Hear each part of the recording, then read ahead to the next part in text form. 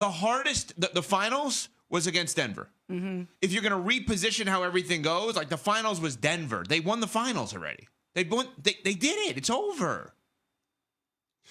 I don't know if I'm going to be disrespectful to the team coming out of the East this year. I love the way the Pacers play. I don't want to be disrespectful to them. Come on. This series is over. This series is over. Oklahoma City is so dominant. And everybody focuses on the points and the different things that SGA and Jalen Williams can do, all of the other guys that come to the party, Lou Dort and Chet Holmgren and others. But to me, it's what they do on the defensive end. Yes. They have so many all-NBA caliber defenders that it's insane. Like, you think about all-league defenders, guys like Lou Dort, Cason Wallace, and Alex Caruso. I mean, those guys just took turns flustering Anthony Edwards last night, and that's why Ant-Man took a grand total of 2 shots in the first quarter.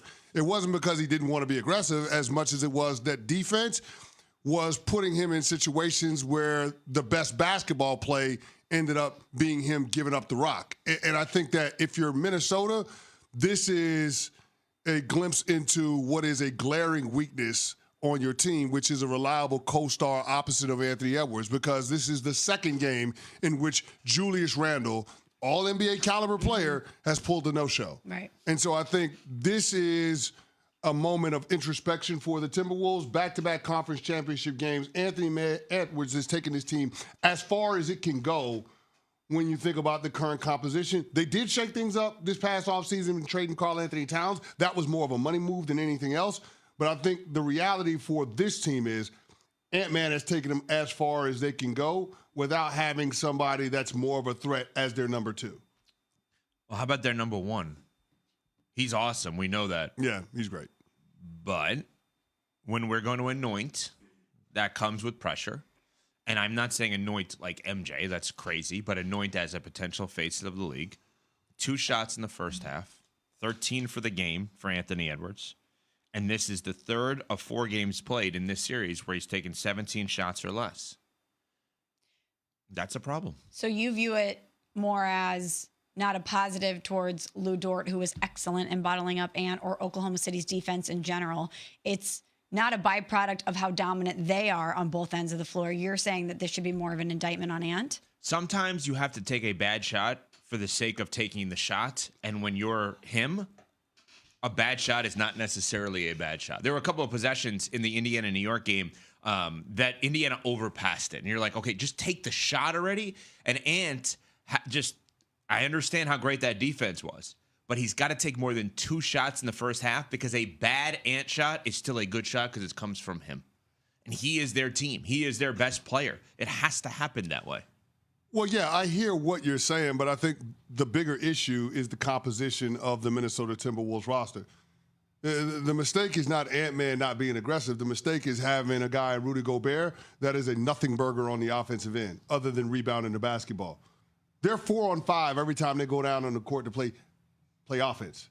That they invested 5 first-round draft picks in order to get Rudy Gobert. To me, that's the mistake. That's the flaw in this team. They built it to beat the Denver Nuggets, and they accomplished that last postseason. What they didn't do is build a team that's versatile enough to adjust to the different types of teams that you face as you move through the playoffs, teams like Oklahoma City. And so that's the part where I have a hard time seeing how the Timberwolves get to that next level, because right now I feel like Anthony Edwards has gone as far as he can go. When you look at the Oklahoma City Thunder, if you take away Shai Gilgeous-Alexander, they got a few other guys that can beat you. Jalen Williams is an all-NBA caliber performer, 3rd team this year. Chet Holmgren was the number 2 overall pick once upon a time. We've seen him dominate in the 4th quarters in this series. I mean, you got guys that you can rely on to shoulder the scoring load. With the Timberwolves, if it's not Anthony Edwards, then it's not going to be anybody. You know, as great as Nickeil Alexander-Walker and Jaden McDaniels and Dante DiVincenzo were, those guys ain't going to beat you.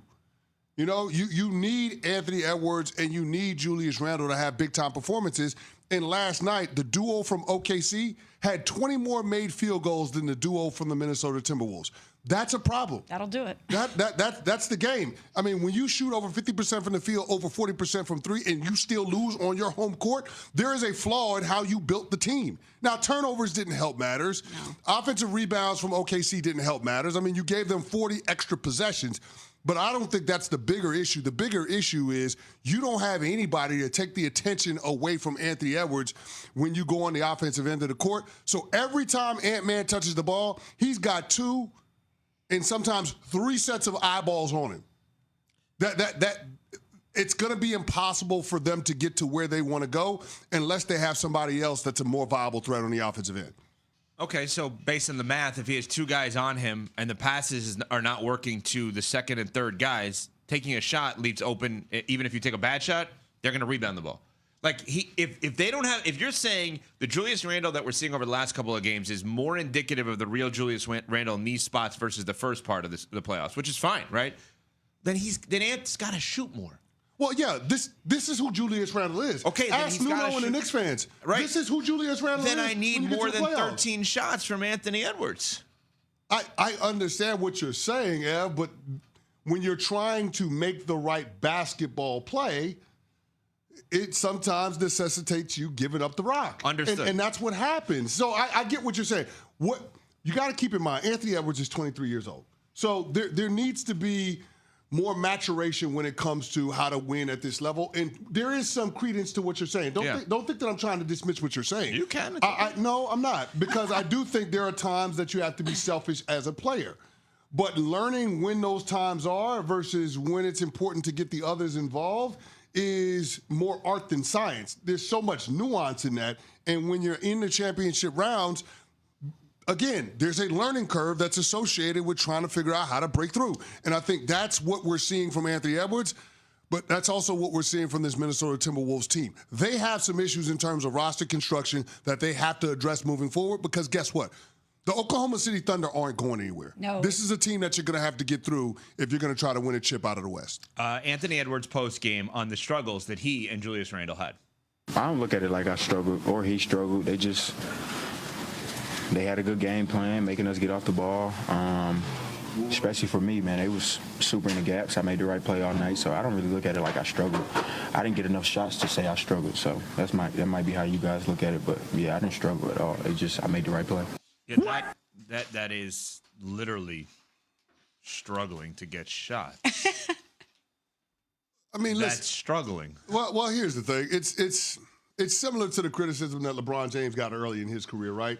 LeBron James, rather than taking the shot in the big moment, he would pass up the ball and there'd be somebody open, but they'd miss it and say, well, why is LeBron not taking the shot? And he's saying LeBron's pointing out that he's making the right basketball play. Uh-huh. Well, sometimes doing the right thing ain't doing the right thing.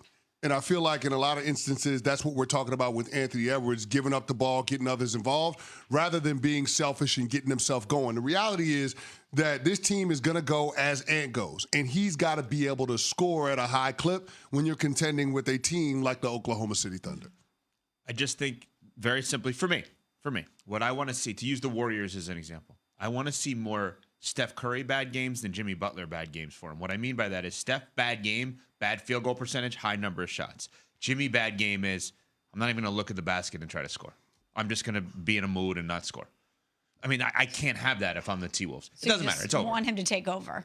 Take as many shots as possible that are not. I'm not saying pull up from half court, right? And he does make the right basketball play. But again, now it's a good example with LeBron that you brought up. How many times did we say early on in LeBron's career, part of the maturation process is knowing that a bad shot from you is not a bad shot, because if they're doubling, then even if you miss, the rebounding numbers are in your favor. You have 4 guys going for rebounds. They have 3. I'm just saying this. Let's also keep things in their proper perspective. The young man is 23 years old. Oh, yeah. It's great for him. Shai Gilgeous-Alexander is 26. Steph Curry didn't win his first chip until he was 26. LeBron James was around that age when he won his first time. Like, it takes a while to figure this out. It takes a certain level of basketball maturity before you figure out how to break through. It does. The first time we saw Michael Jordan in the postseason, he didn't just run through the playoffs and win a title. He kept beating his head against the Detroit Pistons and the Boston Celtics. Eventually, he got through, but it took a while. Anthony Edwards, back-to-back years, has got the Minnesota Timberwolves in the championship rounds. First time this team has been to the conference finals in back-to-back years in franchise history. Even though this series is over, I think we have to acknowledge how special that young man is. And eventually, this guy's going to figure out how to break through. I agree with that. We're impatient with him because we want him to be that guy so badly. Yes. We are impatient with him because we want him to be the face. We want him to be the next man up because we love the style of play. We love his personality. And we do need to give him some time. Coming up, go New York, go New York, go? After CC has this from ESPN Bet. The playoffs are in full swing, and you can get in on all the action at ESPN Bet Sportsbook. Go from tracking the latest game-changing moments to placing bets in just a few taps. Right now, new customers can get $100 in bonus bets when you make your first $10 wager. Download the ESPN Bet Sportsbook app, sign up with promo code USL, and get started today. Now, you got to be 21 or older. Gambling problem? Call 1-800-GAMBLER. Terms and conditions apply. See app for details. Offer not available in New York. The NBA playoffs on ESPN Radio. Gilgeous Alexander, open three. Bang, he got it. From the play-in tournament. It really just